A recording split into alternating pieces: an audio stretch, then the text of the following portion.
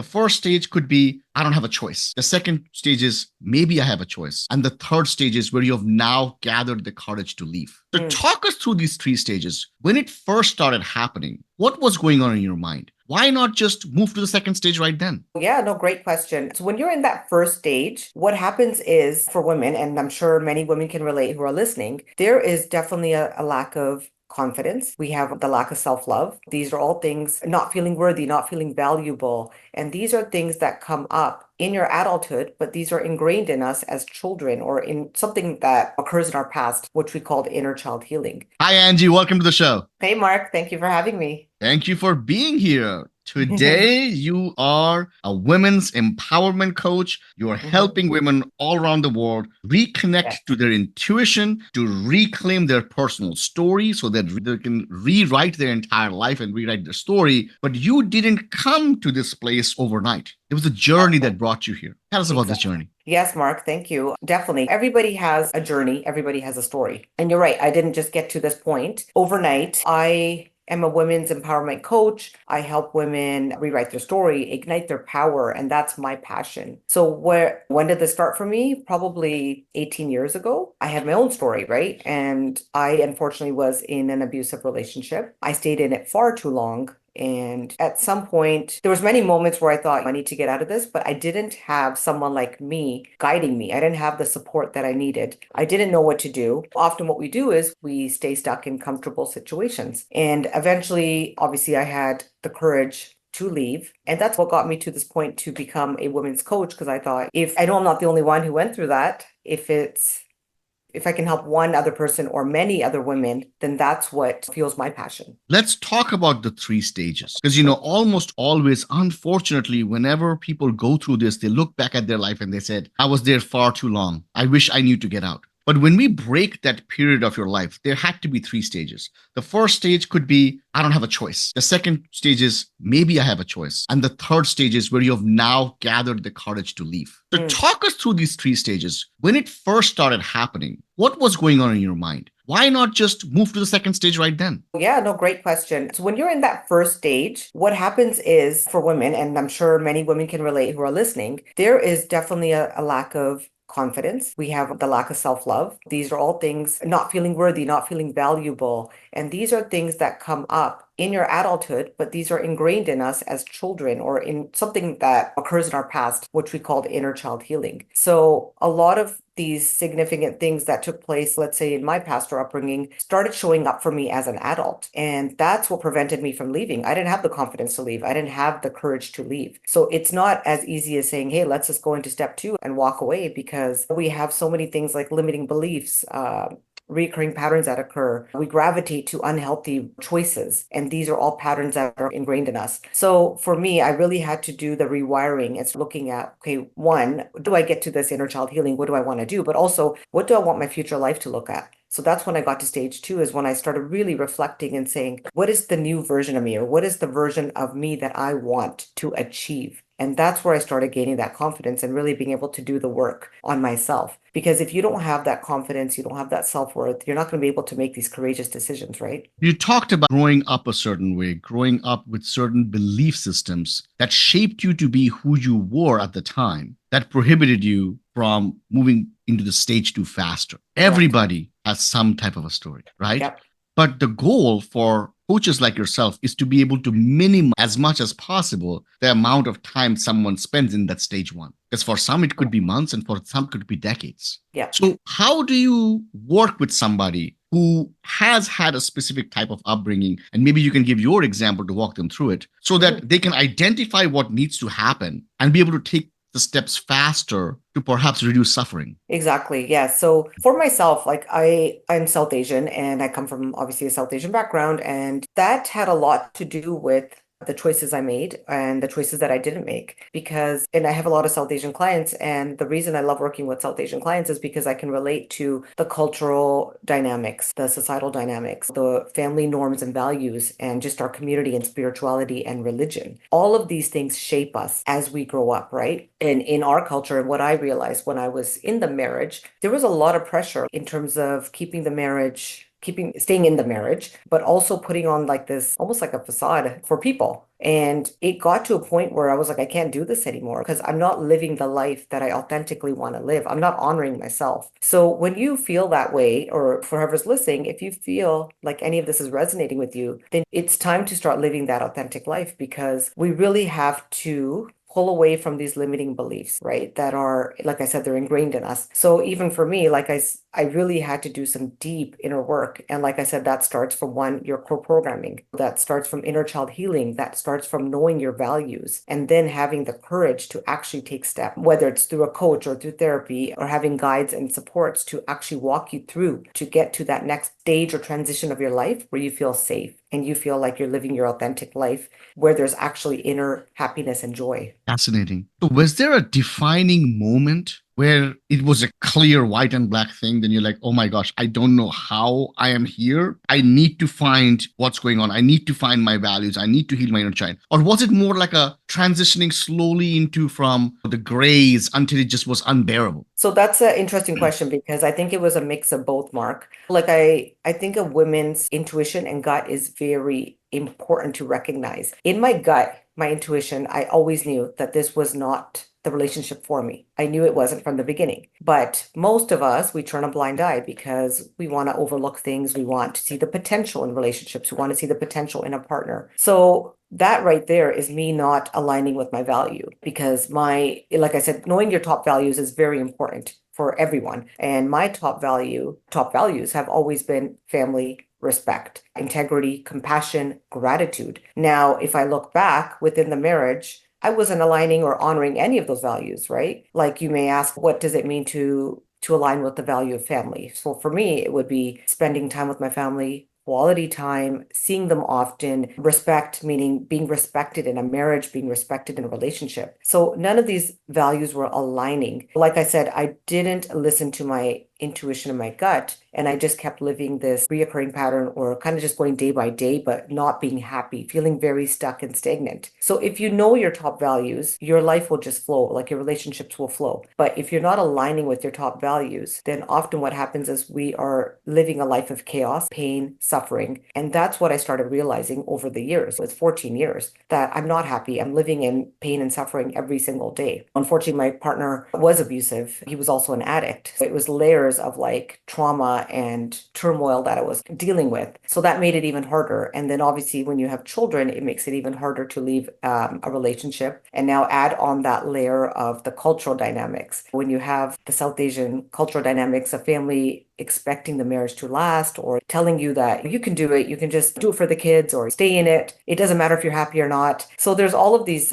barriers and layers that we have to work through. And you can't do that until you are really ready to dive deep and do that inner child work. Were you always a brave person? Would you consider yourself that have always been a brave person from a young at heart, or is bravery something that you had to step into? Because what you're talking about is so extremely hard. And I have never been a woman. I've never been in an abusive relationship as a woman. I am a South Asian man, but my understanding of all of this is just as somebody who's standing afar and looking at it. But I Yeah. identify just from looking at it far off, this is so hard to be able to break against the cultural norms and walk away from something for 14 years of marriage with kids. So what Mhm. was young Angie like? I think, yeah, yeah. When you say, were you brave? Yes, definitely. I think I was always brave. I was always courageous. And then somewhere along the way, I think I lost that. See, I know it was deep inside me. It was definitely in there, like it was an inner core part of me. But what happens is over time, and especially when you're in a abusive relationship, you get knocked down over and over, right? Because you're being told you're not good enough. You're being told you're not looking a specific way that you should. And all of these things, they just amplify already the lack of confidence and self-worth that might be already ingrained in you. So that's what was happening for me. I think, yeah, young Angie was definitely courageous, was definitely brave, very optimistic, very excited about life. And then you get into a marriage where, or for myself, got into a marriage thinking it's going to be my happily ever after because I'm looking at the community around me. I'm looking at my parents, aunts and uncles, grandparents, right? And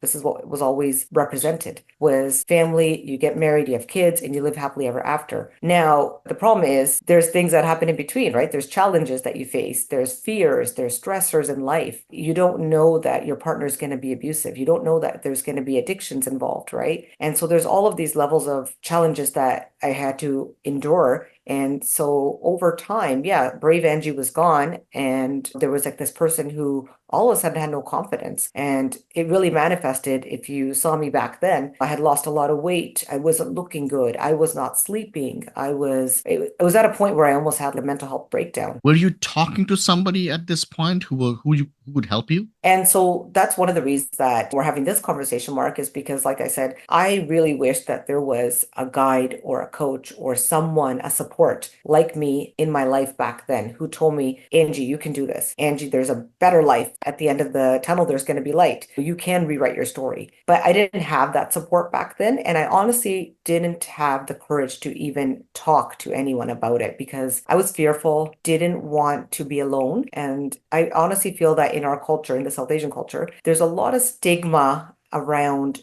being separated or being divorced. So that's another challenge you have to deal with. Would I rather stay in a marriage and be unhappy, or do I want to deal with the all the shame and stigma that's going to come afterwards? And I know that a lot of women are going through that, especially in our culture. A lot of women reach out to me, and this is exactly what they tell me. I don't know if I can be alone. I don't know if I can do this alone. Can I raise my kids alone? These are all things that come up and that make that decision to leave harder. But I promise you that if you have someone like myself in your life guiding you, the decision's easy and you will be supported. Not only what you all just said, the complexity of having kids, and then the complexity of life, which is hope is a drug. And almost always, sometimes we get caught up in moments where we think that maybe things would just work out. And then all of a sudden, we blink our eyes and 10 years have gone by. But let me ask you another question. Let me play devil's advocate for a second. In the last 20 years, because there is more light that has happened, that has been shed on the lives of women, the lives of abused women, there is help out there. What was happening in your life that you personally felt that there was nobody you could speak to? Or was it the type of help that you needed specifically that wasn't there? And if it was, what was it? I think it would have been specifically the type of help you need. So when you're in that situation, the feeling is almost like you're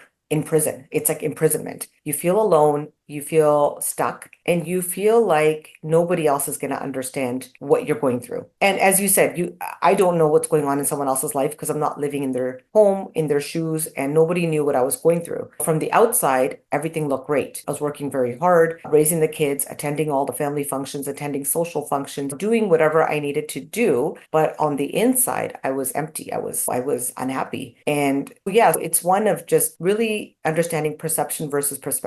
Just because someone looks a certain way on the outside doesn't mean that they're doing well. And I strongly encourage that it is hard to open up and ask for help, but there are so many resources out there, as you said. So whether it's through a crisis line, whether it's through your family physician or attending counseling services or coaching services, like there is a lot of help out there, but definitely get a safety support system to surround you, whether it be family, friends, whoever it is that you trust. Get those supports in place so that you can feel comfortable to actually open up and be vulnerable and share your story. That's how you're going to move to the next step, because once you start sharing your story and what's going on for you in your life, whether it's being in an abusive relationship, being in a toxic relationship, if you are supported, then you're going to feel more comfortable to take that next step. The same fire that gives us warmth also burns down villages. There is no inherent trait that we have that is purely good or purely bad. And you talked about growing up being a courageous woman, talked about being brave. When I talk to you right now, when I look at you, I see a strong woman. Do you think that people's perception of the fact Angie's strong, Angie's got it, do you think that may have stopped from them reaching out to you and asking, hey, are you okay? Yeah, and that's a great question. And you're exactly right, because the perception I'm putting out is exactly probably one of the reasons that people wouldn't ask me, they wouldn't dig deeper to see if you're okay, to see if I'm okay. And you're right. Yeah, I think at this point in my life, yes, you're talking to me and that confidence has refueled. So I'm feeling like my younger self. This is the person who I was meant to be. Like I'm now feeling this soul purpose. But yes, a lot of us, a lot of women of any background we often play this role called the good girl syndrome, right? Where you become a people pleaser. And maybe I would say more so maybe women than men, we have that maternal instinct where we're always putting ourselves last. It's the husband first, it's the kids first, it's the in-laws first, it's the parents first, and we come last. And when you do that, you start losing yourself, right? And that's essentially what happened to me. I didn't even know who I was. I lost my identity. I didn't know what I wanted in life. I didn't know, what is like my sole purpose. So lost a lot of that identity. And I know a lot of women can relate to that because they'll often say to me, I don't know who I am anymore. Yeah. So like you're saying, now I'm presenting as a strong, independent woman and I feel it. However, back then I was playing this role of, like I said, the people pleaser, making sure everybody around me is okay, just to make everyone else happy. Yeah. We talked about the three stages. We talked about the first stage where you don't even know what to do, right? You don't even understand what is happening. Maybe you're thinking things will get better. Maybe it won't, but it's utter confusion. The second stage is either through a one defining moment or through a series of moments, you start realizing things need to change. In your story thus far, this is where we are. For somebody listening to this, maybe they're resonating. I am there. What did Angie do? What are the next couple steps she took to go from that stage 2 to stage 3? Yeah, so when you get to that stage, what happens is either there's an aha moment or you end up in a crisis situation where you're like, I just can't take this anymore. Or perhaps it is time where in the relationship that you part ways with the partner, right? And it could be amicable. So for me, it was my partner's drinking got so bad that he was now requiring medical help. And that was my moment where I said, no more. Like I can't do this anymore because I knew that it was affecting all of us, not just him. It was affecting me, the kids, my mental health, his mental health. And at that point, I had to decide, do I choose myself or am I going to keep doing this where I choose everyone else before me? So I made a decision that day. It was like, despite all my fears, I made a decision that day that I choose myself and my kids and our health and safety over anyone else. And it was not easy, but it was the right thing to do. And it felt right. Because like I said, always listen to your gut and your intuition because it's telling you, guiding you to go the right way. So at that moment, I think what year this was, I think it was 2021. That's when I said, no more. I left with the kids. We separated. And that's when I really started opening up. So this was now we're going into, I would say, 14, 15 years, right after the marriage. So that's when I started opening up and getting the resources and the supports that I needed. So for women out there who are listening, like I said, you're going to be if you're feeling this way, you're resonating with any of this, it's either going to be, you're going to have this aha moment where it's no more. You're going to be either in a crisis situation where you're at the brink of having a mental health crisis or a breakdown, or perhaps it's just time. You're like, no more. I gave it this much time. And that's when you realize it's time to move forward. And now it's about me. It's really about knowing and understanding that you are the priority, prioritizing yourself, pouring into yourself, giving yourself that self-love, starting to recognize your boundaries of having value. You are valued and you are worthy. Once these women start understanding their value and worthiness, that's when they're going to be able to make that decision. So, what was that like though? You had this moment and you said, that's it, I can't do it. You grabbed your kids and you left. And then the movie kind of speeds up and you're opening up with people. But there was a transitionary phase. Yes. And each of those seconds must have felt like years. This is so brand new and scary. Talk us through a little bit of that. Who did you go to? Who did you talk? Where did you Yeah. stay? So at that point, I went back to my family's home, my parents. And that's, like I said, that's when I started opening up about what's been going on, that I just can't be in this relationship anymore. And thankfully, like I have an amazing family. They were very supportive, very loving, and they could see it from the way I physically looked at that point because I looked so stressed, didn't look like my usual self. I had really started isolating myself years before that, not opening up, not talking to many about what's really going on. But so at that point, when I walked away with the kids, I went to stay with family, my family. And like I said, they were loving, supportive. They're probably the reason that I was able to move to the next stage, which, like you said, every day felt like it was dragging on because you're dealing with a lot of anger, you're dealing with a lot of resentment, you're dealing with a lot of just bitterness between you and your partner. And so you have to so the thing to remember is if you're ready to take that step forward and leave, please make sure you're supported, whether it be family, friends, professionals. You have to have that support because otherwise it's going to feel like a very lonely road. You're going to feel like you're very alone. It's going to be hard to make decisions from a place of clarity in your mind. I have never even come remotely close to situations in life where it's been that dire.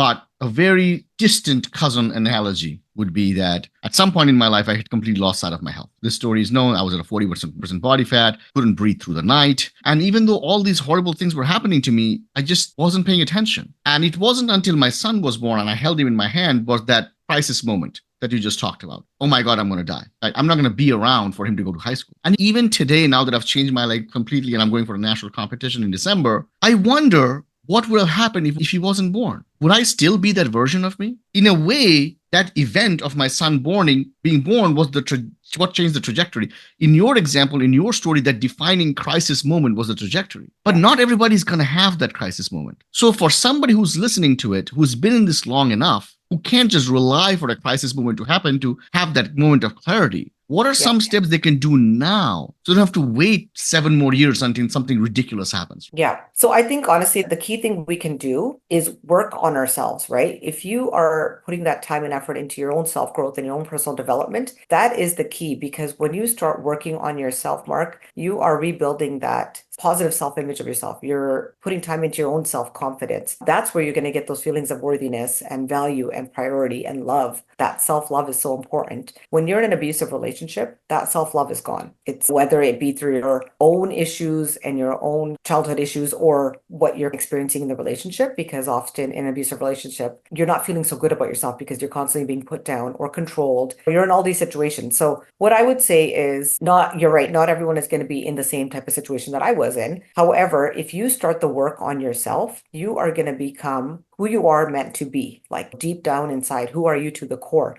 You want to rebuild that confidence slowly, because at some point you're going to feel so courageous that you're going to be like, hey, you know what? I know my boundaries. I know what I'm going to accept into my life and not accept into my life, and no more. And that's what makes that decision easy. But when you get to the point where you're like, no more of this. Yeah. Like I said, yeah, you don't want to get to that point where you're in a crisis situation like you experienced or I experienced, because that's really tough. You want to get to a point where you're feeling so loved and so supported that it's an easy decision, because like I said, it's the importance of knowing your values, knowing your boundaries, knowing what energy you're going to allow into your life at this current moment. So let's talk about some of the steps that we can take, right? When you start working with your clients, and because what you're talking about transcends, as important as it is about, because we're literally talking about physical safety and we're talking about physical abuse and mental abuse, but it also grows greater than that, because so many of us are in a bad relationship with our jobs. We have so many of a bad relationship with ourselves because our fitness, our body, because essentially you're talking about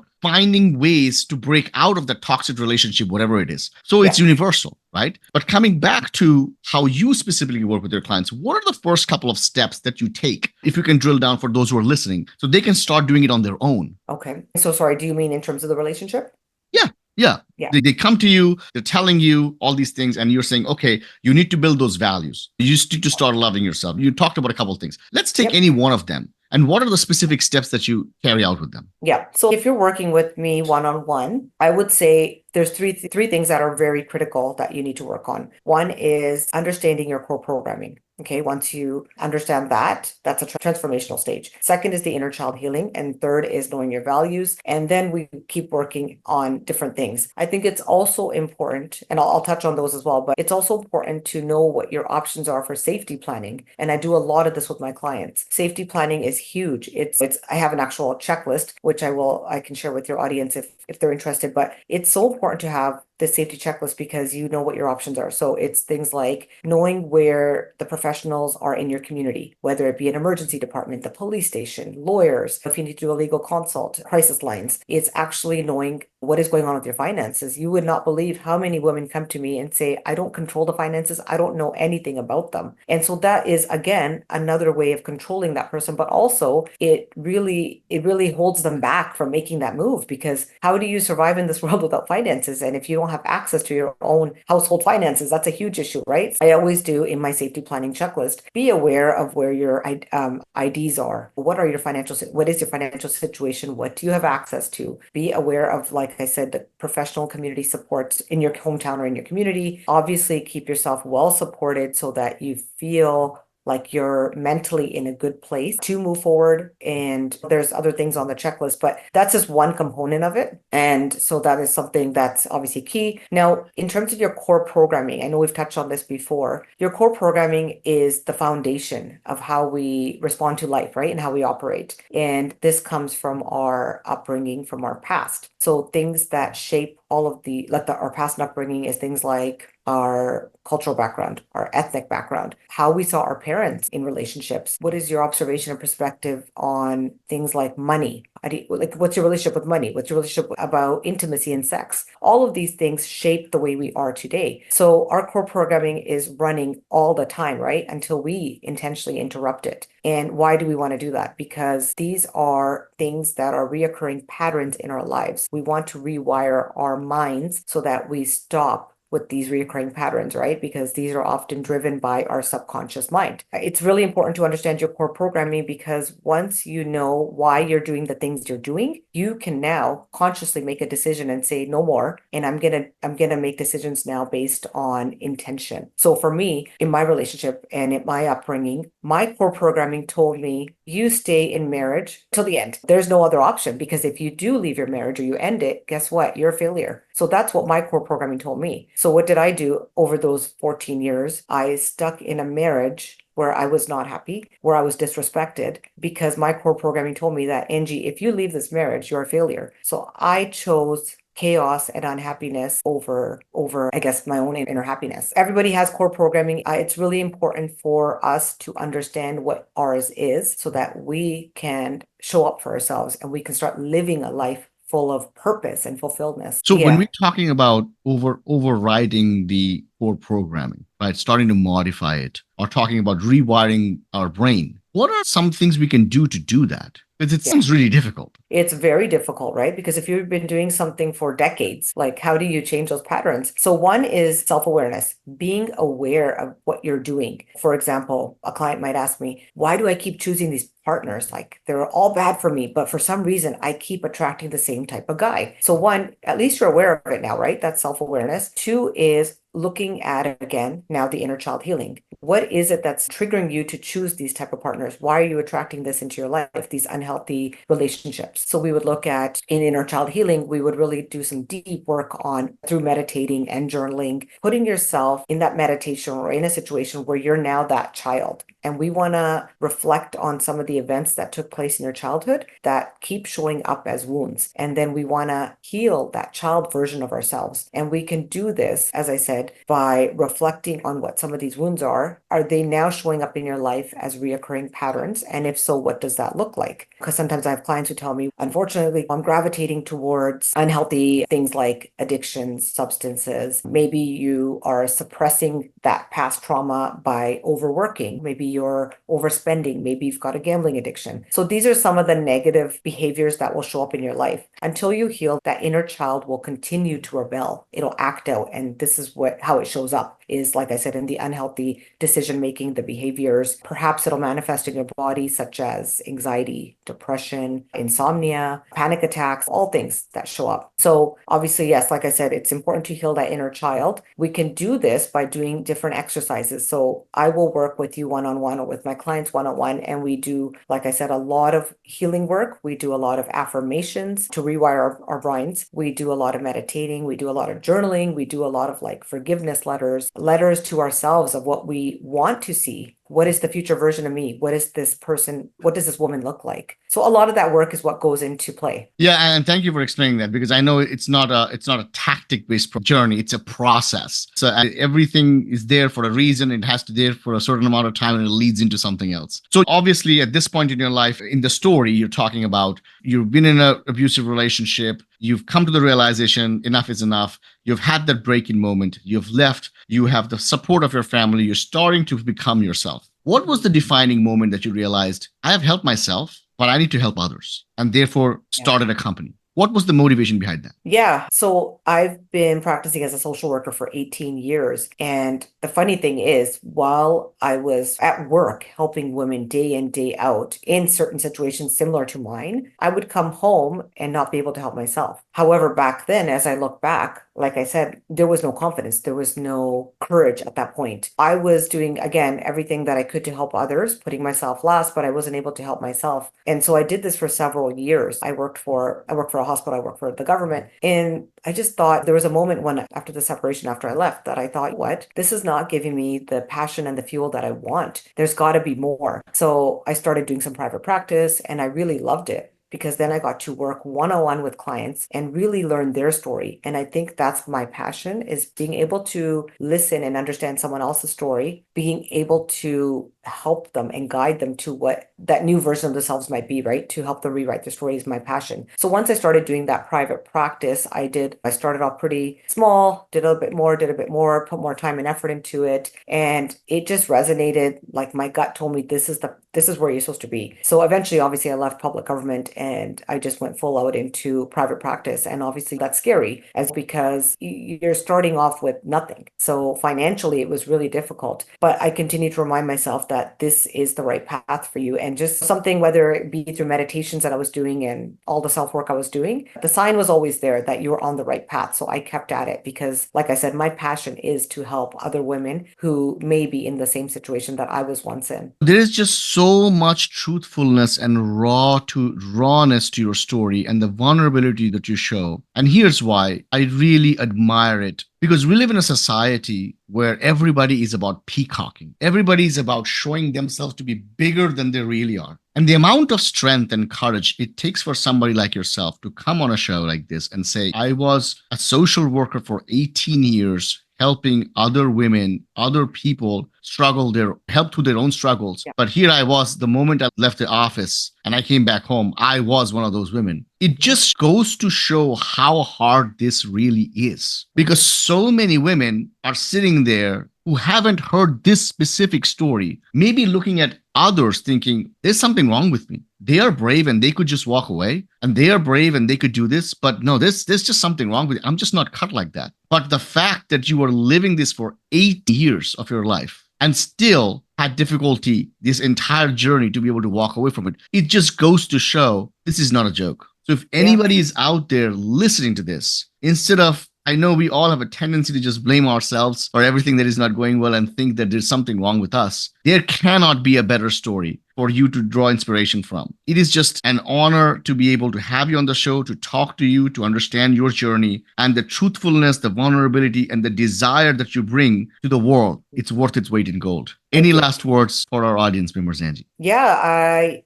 thank you so much for having me on the show. This was amazing to actually be able to openly discuss some of the phases that I went through and the challenges that I went through. And I really do hope that somebody within your audience can resonate and really feel like that they have the right support and guidance. There is support out there, and I really hope that this makes a difference in somebody's life. And in addition to that, I just wanted to let your audience know that I am offering a free gift, and it is going to be very much in tune with what we've been talking about. So if you are interested in doing some deeper work, DM me on Instagram. There's two things. I want to offer a free gift, which is a safety checklist. If you feel like you're in an abusive relationship or any of this kind of is starting to make you think, DM me on Instagram and I will send you that free gift. It's a checklist and it's going to give you exactly steps on what to do, what to look out for. And in addition to that, if you or anyone is interested in doing some deeper work, I am offering a 8-week program. It's called Get the Love You Deserve. And again, just me on Instagram and I can give you more information on that. Thank you so much, Angie. We'll put all the contact information in the show notes. It was a pleasure having you on the show. I hope to talk to you soon again. Thank you so much. Bye-bye.